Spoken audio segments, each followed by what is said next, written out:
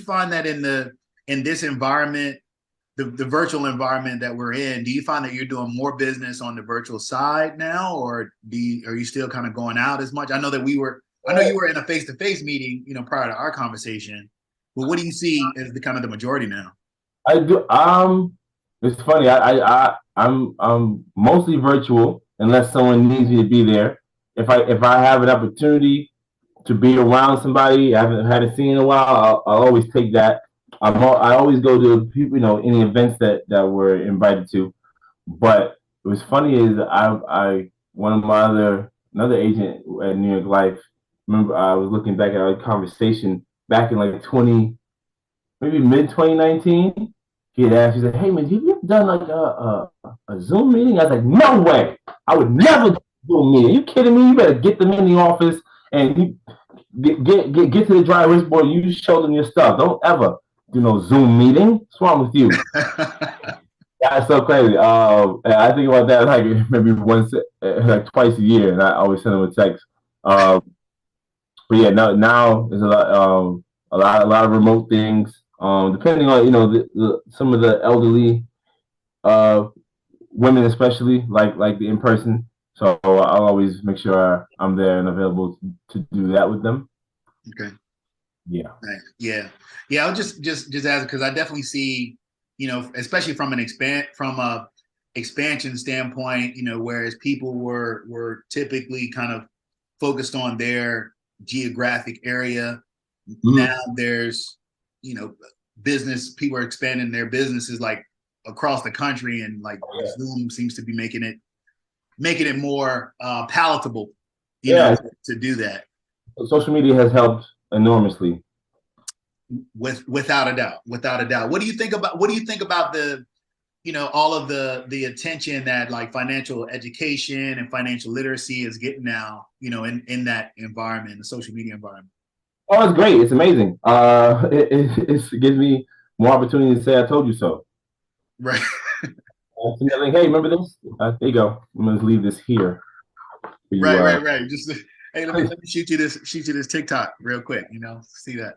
No, all right. Quick, like little flex moment, man. What's something that this business has allowed you to do, that you weren't necessarily able to do before? Like some like, yo, I always want to do this. Boom, I did it.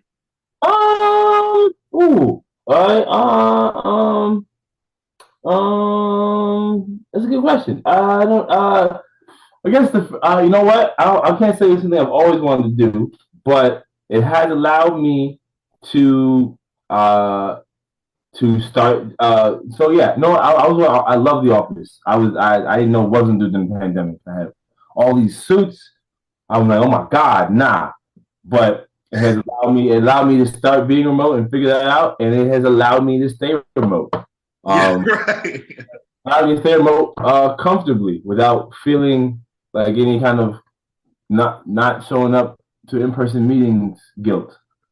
Look, I think on Zoom, man, you could be, suit tie up top, sweats on the bottom if you need.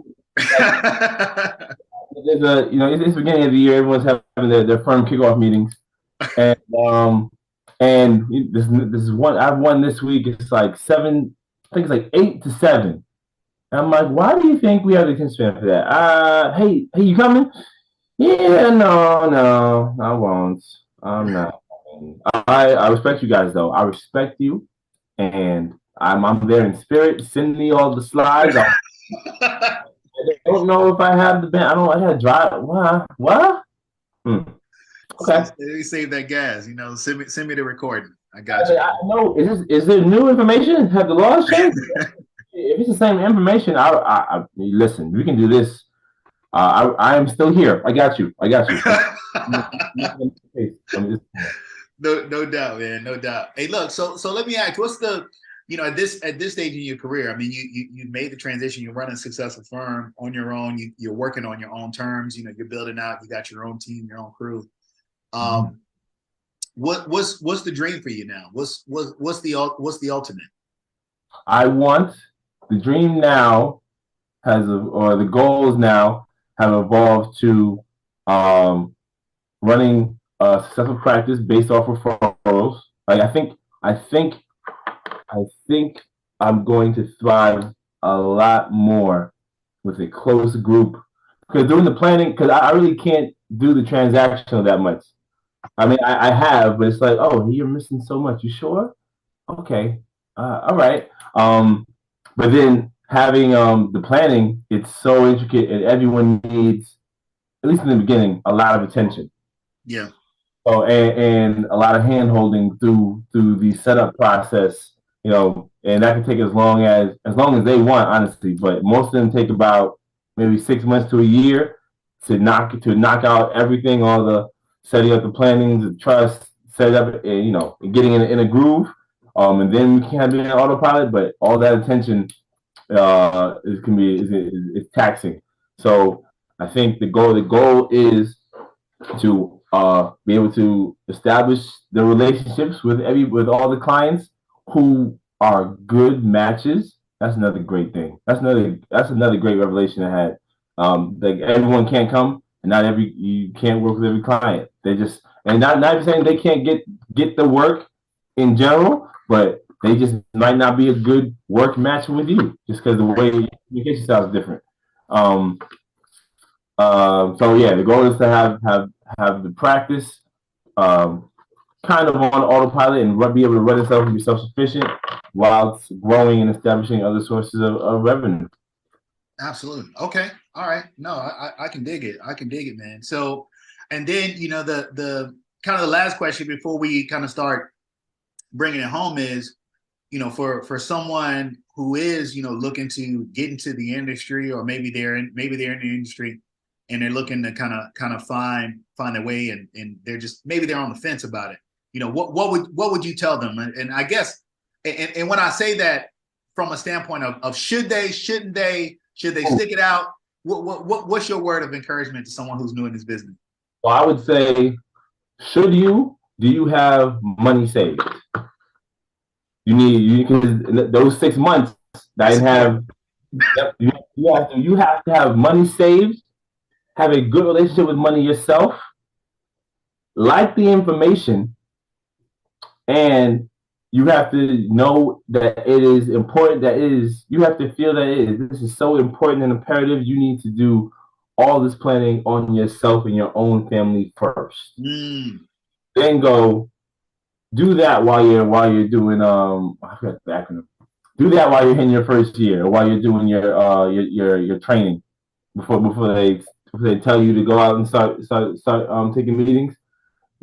Experiment on yourself, run illustrations on yourself, figure out what the numbers are for yourself, how much you need, what you want. And another great one, if you have children, figure out what kind of plan you want for your children and why. This should be because you can craft a great story around that.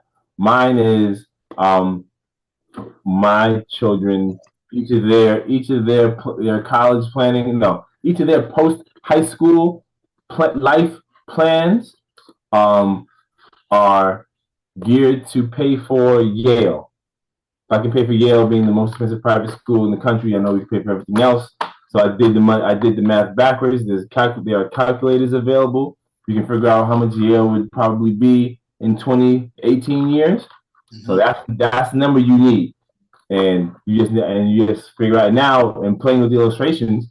So I'll break it down. Yeah, I know for Yale undergrad, by the time they go, I need 480. How many children you have? Two children. Hey, listen, you break it down like that. I need $480,000 to send in the year 4 years each. But I know, I've drawn up illustrations, conservative illustrations. All I would need to do is allocate $10,000 a year to their fund to be able to reap that. If you do the math, that's half. If I put up half, the dividends, growth, market, wherever I have it, will do the rest. And if I make it liquid so I can use it at the same time and spend the money twice, even better. And that is how you establish a legacy, ladies and gentlemen. Yeah. Right. That is how it's done. Hey, look, Bradley, man, I appreciate you so much for, taking this time. If someone wants to get in contact with you, they want to follow, maybe they're in the New York area, maybe they're in another part, they saw you, they resonated. How could someone reach out and find out more about Bradley Everett and Everett Capital? Absolutely. So on Instagram and Twitter, I am my handle is at Everett Capital. I got the first one, so there's no hyphens, no anything. Um, my website is www.everett-capital.com, and all my contact information is front and center. Very good, very good. And you got the Everett. We were talking about some mutual folks we knew at Everett Fox here in Richmond area. You got the Everett. So I got it. No, I'm seeing some pictures of us. But yes, I was able. I got the Everett first. This is very funny. There we go. Now you say it like that. No, look, man. Wonderful insights. Great conversation. Really appreciate you and just kind of being an open book, sharing your energy, sharing your story to us. And for those who are listening, listen. You heard what he said. He said, look, first of all, make sure that you got some savings. That you're prepared to kind of take this journey. You got to have a passion for it. You got to love the information. You got to love getting it, and apply it to yourself. Make sure that you're applying it. Take care of yourself first before you try to go out and do something for somebody else. Make sure that your business is in line, and be coachable, be trainable, and make sure that you're attending those meetings, getting as much information as possible. And maybe you heard something in this conversation that has you thinking to yourself, wondering, maybe you should get a license. Until the next time, peace.